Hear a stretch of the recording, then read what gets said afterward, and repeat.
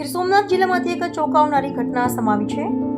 ઉના તાલુકાના ભેભા ગામે પારિવારિક કંકાસમાં પતિએ પોતાની જ પત્નીની કુહાડીના ઘા ઝીકી હત્યા કરી નાખી હોવાની ઘટના સામે આવી છે.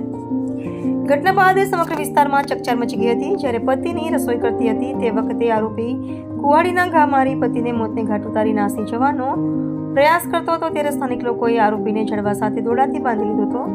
પોલીસે આરોપીને ઝડપી લઈ આગળની કાર્યવાહી હાથ ધરી છે. ગીર સોમનાથ જિલ્લાના ઉના તાલુકાના ભેભા ગામે પારિવારિક ઝઘડો હત્યા સુધી પહોંચવાની ઘટના સામે આવી છે.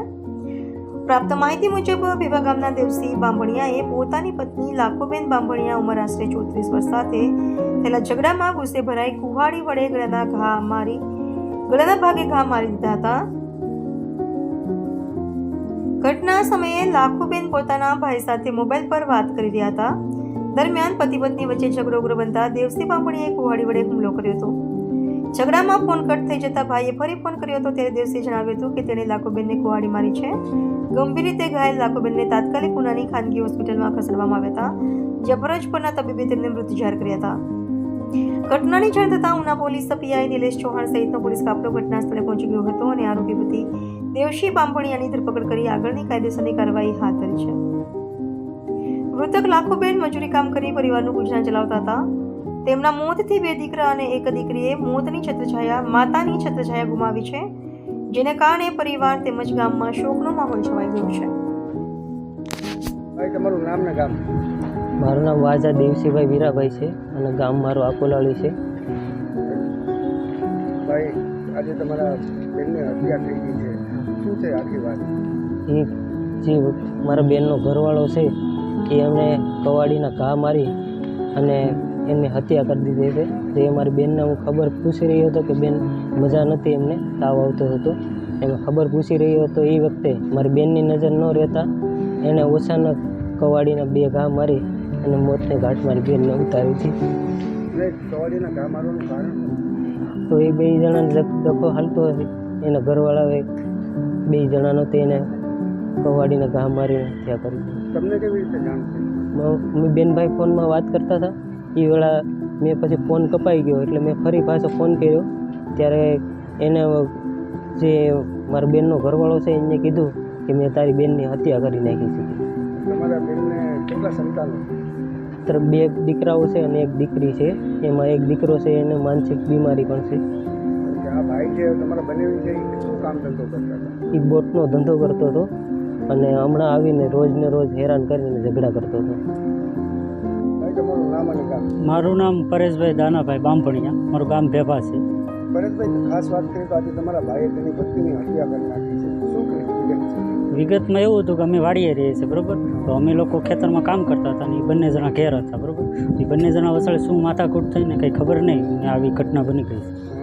કેના વડે હુમલો કર્યો? તો કવાડીથી હુમલો કર્યો છે. પછી આ ભાઈ તમારા જે છે એને કઈ માનસિક બીમારી કે? ના, થોડીક મગજની છે ને એને તકલીફ હતી થોડીક.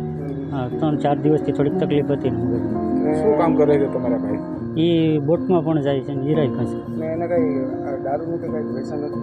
દારૂનું ત્યાં પહેલાં દારૂનું વ્યસન હતું, પણ હમણાં ક્યારેય 2-3 મહિનાથી કાંઈ પીતો જ નહીં દારૂ, કાંઈ વસ્તુ. 2 માણસ હોતે કેટલા સમયથી ઝઘડો કર્યો?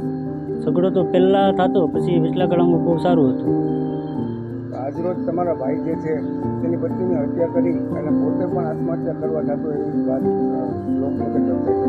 હા, એ પોતે બધું હત્યા કરીને પછી બહાર નીકળ્યો એ કહેતો હતો કે હું મરી જાઉં, એવી રીતની વાત. પછી અમે લોકોએ કાંઈ નહીં, પછી એણે કીધું કે આવું બની ગયું. પછી અમે ઘરે ગયા ને એ પછી નાન્યા ઊભો જ એને દોરડા વડે બાંધી રાખવામાં આવ્યા હતા. તમારા ભાઈને દોરડાથી બાંધી દીધા? હા, બાંધી દીધા હતા દોરડાથી. કેમ બાંધ્યા હતા? કારણ કે એને થોડીક મગજની અસર હતી કે નહીં, એટલે બાંધી રાખ્યા છે કે જેથી બીજા ઉપર હુમલો ન કરે.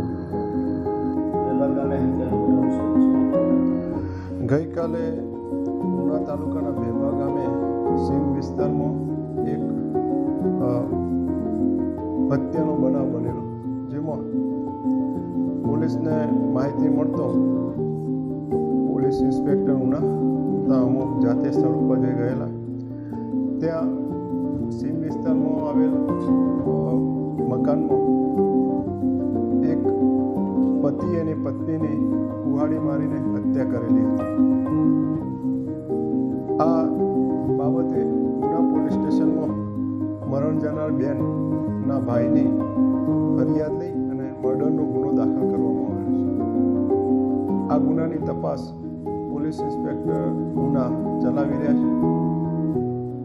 બનાવમાં પતિ પત્ની વચ્ચે સામાન્ય ઝઘડો તકરારમાં આ બનાવ બનેલો છે. આવેગમાં આવીને પતિએ કુહાડી મારી દીધેલી છે. પત્ની જ્યારે રસોઈ કરતી હતી ત્યારે એના ભાઈનું સાથે ટેલિફોનિક વાતચીત કરતી હતી.